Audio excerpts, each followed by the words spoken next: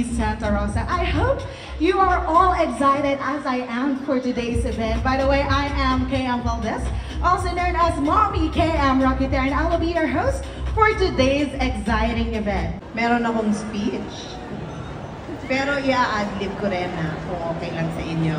Good afternoon. Welcome to the Super Moms Wellness Meetup. Thank you, Winwin, for coming. And thank you to all of you mga mommy, no, who came this afternoon at nakisalo sa amin dito. For those naman, shout out to those who brought their children, yung mga kids. Yan, ang cute-cute niya, pakita mo sa lahat. Cutie. Ayan. So today po, ang ating theme, Empowering Super Moms Through Mental Health Wellness.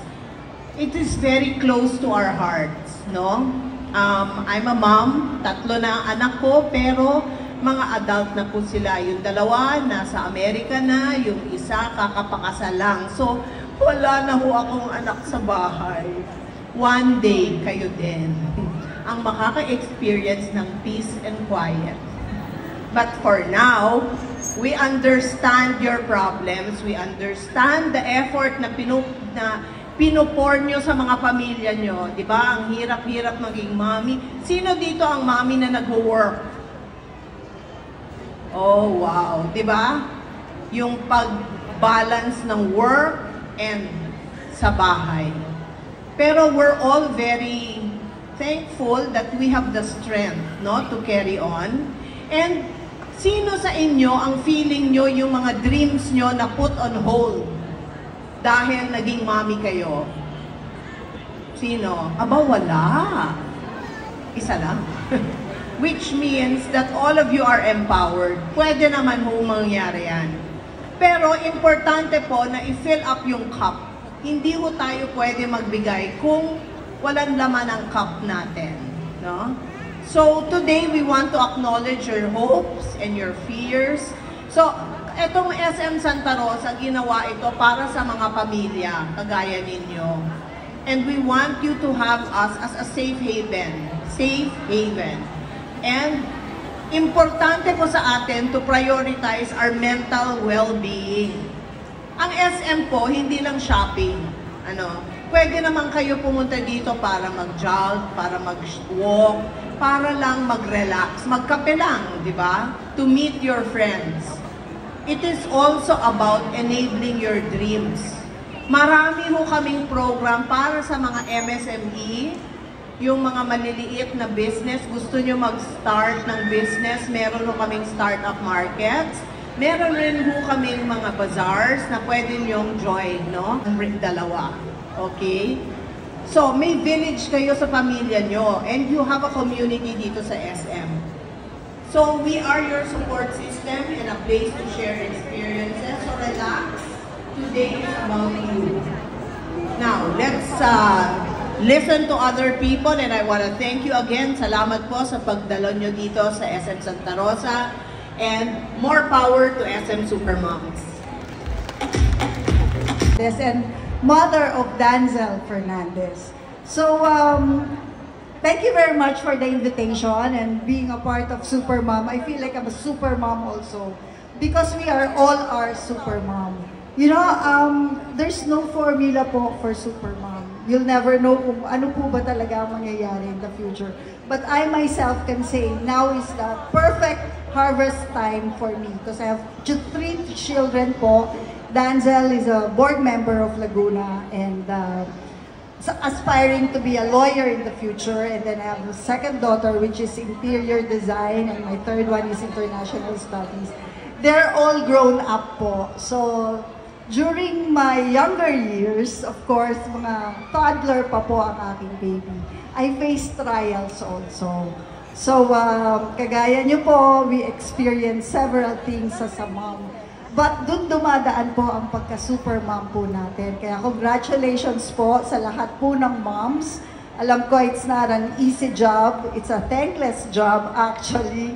But we do this talaga po para po sa ating sarili. Not just for us, of course sa mga anak po natin na talaga pong nakatuon po ang pagiging dependent po nila sa atin then later on para po maging independent po sila in life. So with that, thank you very much for the invitation. I know I got surprised also na maimbitahan nyo dito and solo ko po ang stage, ganun talaga. Samahan mo ako. See you here. Ikaw muna i-greet ko kasi I love your energy. Well, thank you so much, Miss Winnie. Hello everyone sa lahat na nasa SM City Santa Rosa. Hello sa mga mommies, na nakausap ko. Hello po sa amin. Alright, Miss Winnie, let's have a seat. Ayan. So, thank you so much once again for being part of this SM Super Moms Club Wellness Meetup. And we just want to quickly pick your brain about being a super mom because I know you are one. So, are you ready for a series of questions? Kakayanin kasi medyo na-pressure ako sa mga professionals kanina. Pero grabe yung insights na naibahagi and ang dami nating na-pick up, right? Yes. Okay, Miss Winwin, what was it like growing up in a family of artists? Because we know that you are the daughter of Mr. Joey Marquez and Alma Moreno. And what was it like growing up with them? And was there any expectation to get into entertainment industry when you were younger? You know, I'm very lucky to grow up with people na talagang into creativity, the passion for the arts, and of course yung acting nila, diba? But, you know, my parents talaga didn't push me to what they want me to do. And sabi nga nila sa akin, gawin mo lang kung ano yung gusto mo, hindi ka namin ipipressure. So, I tried a lot of things. I was also a varsity volleyball player. I did cheer dancing. I did gymnastics. Very, very supportive sila. Pero in the end, I still gravitated towards the acting industry, the entertainment industry, but no pressure was given to me. And I'm happy that ganun yung family ko. It really runs in the blood, right? I remember Miss Grace said, di ba, yung parents ko din, tigilan mo yan. Huwag kang ganyan. Ganun yung mom and dad ko when I was younger. They're very traditional, they're very strict with everything, especially with the studies. Pero ako kasi, I want to adopt yung communicative style with my daughter. But at the same time, I want to instill yung discipline sa kanya, and of course, the values that my parents taught me.